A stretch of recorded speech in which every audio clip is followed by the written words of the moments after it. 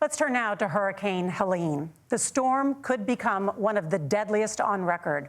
More than 160 people are dead and hundreds more are missing.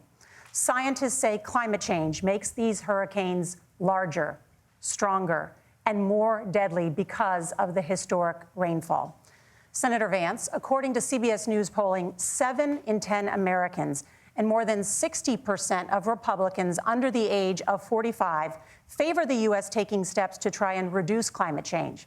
Senator, what responsibility would the Trump administration have to try and reduce the impact of climate change? I'll give you 2 minutes. Sure. So first of all, let's start with the hurricane, because it's an unbelievable, unspeakable human tragedy. I just saw today, actually, a photograph of 2 grandparents on a roof with a 6-year-old child, and it was the last photograph ever taken of them because the roof collapsed and those innocent people lost their lives. And I'm sure Governor Walz joins me in saying our hearts go out to those innocent people, our prayers go out to them, and we want as robust and aggressive as a federal response as we can get to save as many lives as possible, and then, of course, afterwards, to help the people in those communities rebuild. I mean, these are communities that I love. Some of them I know very personally in Appalachia, all across the Southeast. They need their government to do their job, and I commit that when Donald Trump is president again, the government will put the citizens of this country first when they suffer from a disaster.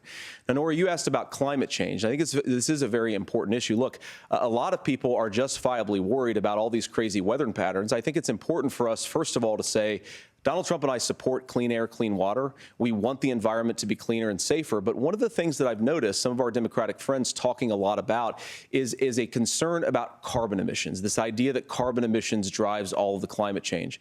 Well, let's just say that's true, just for the sake of argument, so we're not arguing about weird science. Let's just say that's true.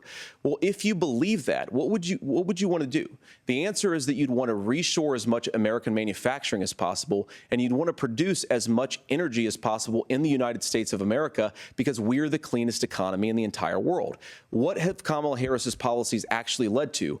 More energy production in China, more manufacturing overseas, more doing business in some of the dirtiest parts of the entire world. And when I say that, I mean the amount of carbon emissions they're doing per unit of economic output. So if we actually care about getting cleaner air and cleaner water, the best thing to do is to double down and invest in American workers and the American people. And unfortunately, Kamala Harris has done exactly the opposite.